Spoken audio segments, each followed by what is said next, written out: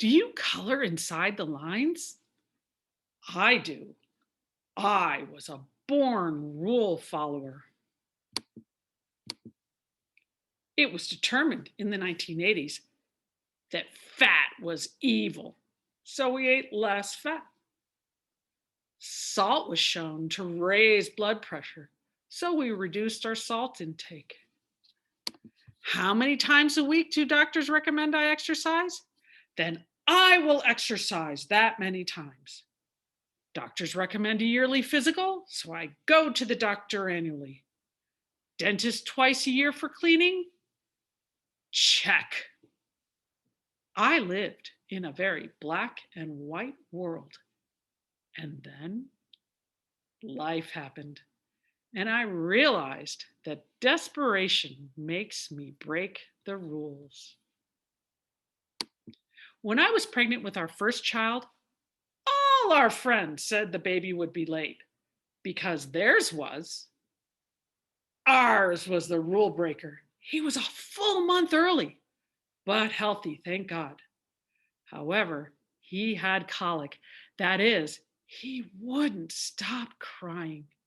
He was not following the rules in Dr. Spock's book on raising children. When we followed Dr. Spock's solutions, our son would still cry.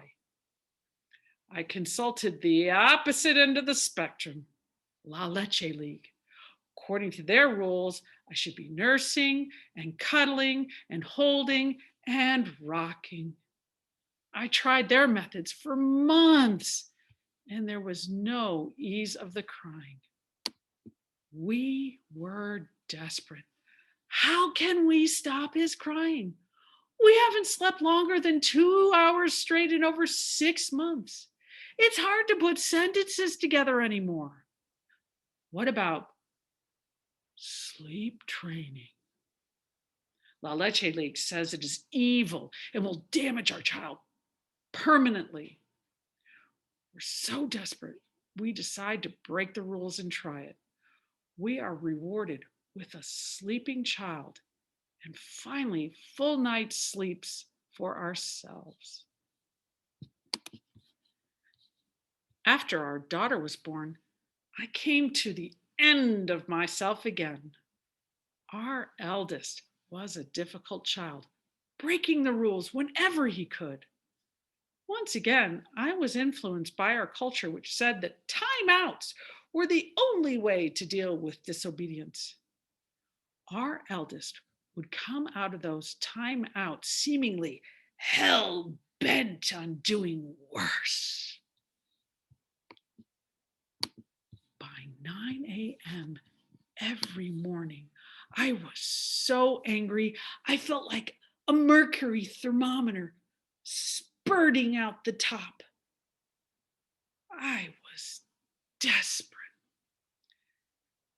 This was not the idyllic motherhood I wanted, nor did I want myself or our children so angry, but I didn't know what to do. Then our partner church offered a course in biblical discipline. I went, and what I learned changed our lives.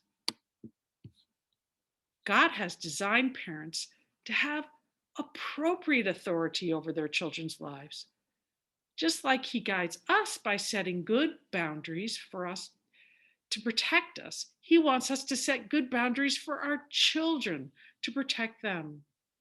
Just like He disciplines those He loves when they step outside those boundaries, He wants us to discipline our children. When we implemented appropriate boundaries and consequences, which often included careful spanking, our eldest changed from a frustrated, angry child to a cheerful, peaceful son. The transformation was astonishing. Then it came to schooling our children. Our first child taught himself to read at age 3. By the time he was school age, he was reading chapter books. We lived in the inner city of Boston, Should we put our gifted son into a school where most children have never had a book read to them?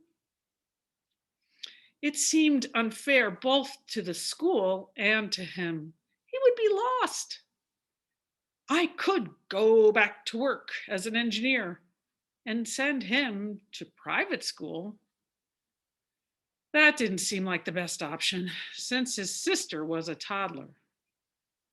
There was another option, but it would break the rules. Homeschool. Nonetheless, we felt led by God to do that despite the fact that this was 25 years ago when very few parents were schooling their children at home. It was quite radical. Homeschooling ended up great because our daughter didn't learn to read until she was 9. She would have been labeled learning disabled, and she's not.